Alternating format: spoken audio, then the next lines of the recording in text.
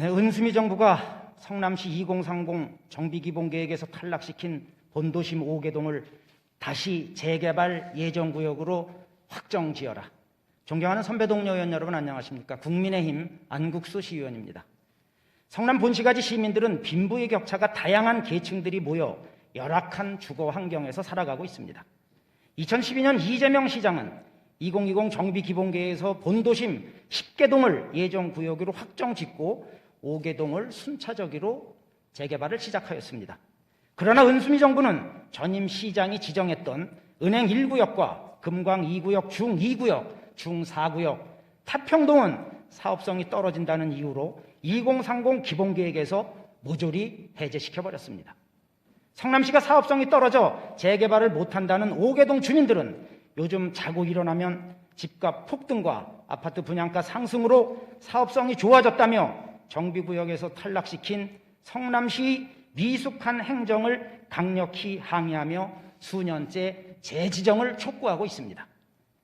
성남시장은 주민들이 빗발치는 재개발 요구와 면담 요청에도 귀 닫고 입 닫고 모르쇠로 일관하고 있는 실정입니다.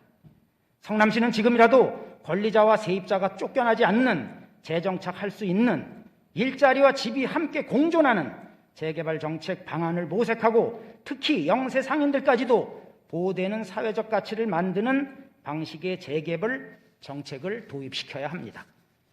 공영개발을 갈망하는 본도심 주민들이 피나는 울부짖음이 헛되지 않도록 은수미 시장은 주민 의견을 다시 청취하고 재개발 계획을 다시 수립한 후 그 내용들을 주민들께 발표도 해야 합니다.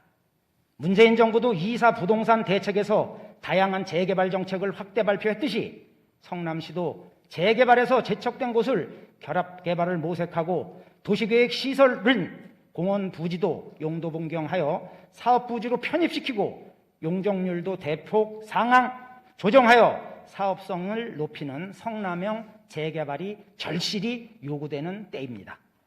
은수미 시장님, 현대식 정화조를 방치하면 푸세식 정화조가 됩니다. 내가 먹고 싸는 것을 저장해두는 공간이 바로 정화조인데 통상 건축물 외벽에 매설되어 있어야 정상적인 정화조입니다. 그런데 은행 1동의 경우 정화조가 어디에 묻혀 있는지 시장은 알고 있는지 묻고 싶습니다. 그 현장을 화면으로 보겠습니다. 저렇게 방바닥에 묻혀 있고 실내 목욕탕 변기 옆에 묻혀 있고 공용계단 복도 옆에도 있고 현관 출입구에 저런 형태로 정화조가 실내에 묻혀 있는 곳이 수십 군데입니다. 지금 은행 1동은 화장실에서 용변을 보면은 바로 옆방에 묻혀 있는 정화조로 이동하여 저장되고 있습니다. 시장님, 저런 집에서 살아보셨습니까? 한마디로 기가 막힌 현대판 비애입니다. 특히 하수도법 80조에 의거 1년에 한 번씩은 방바닥을 뜯고 저렇게 원시적인 방법으로 청소를 해야 합니다. 은수미 시장님, 조선시대와 구한말에도 똥띠과는 안방에는 없었습니다. 아직도 은행 1동은 문명의 세상과는 거리가 먼 달나라입니까? 달동네 주민들이 겪는 저런 교통을 해결해 주는 것이 시장의 본분이고 책무가 아니겠습니까? 여름철이면 악취와의 전쟁, 편두통과 피부과의 전쟁입니다. 고통을 호소하는 주민들을 위해 시민이 시장이라고 하나된 성남을 주창하는 시장님의 답변을 한번 듣고자 합니다. 오늘도 은행 1동 주민들은 재개발의 꿈을 싹틔우기 위해 경기도 GH 공공정비 사업에 응모 신청도 하였고 국토부가 주공하는 3080 플러스 통합 공모에 신청하는 등 성남시의 도움 없이 홀로서기로 재개발의 불씨를 이어가며 힘겨운 사투를 벌이고 있는데도 성남시는 모른 채 외면만 하고 있습니다. 다음 화면 보겠습니다. 저렇게 은행 1동은 흉물스러운 건축물들이 즐비합니다.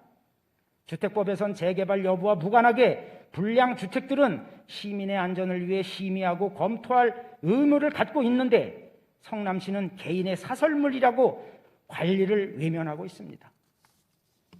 성남시가 저런 불량 주택들을 방치하는 것은 주민들 생명과 안전을 위험에 빠뜨리는 행위로 정밀 진단이 즉시 필요한 곳입니다.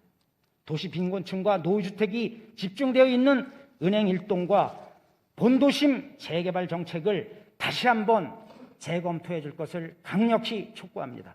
끝까지 경청해 주셔서 감사합니다.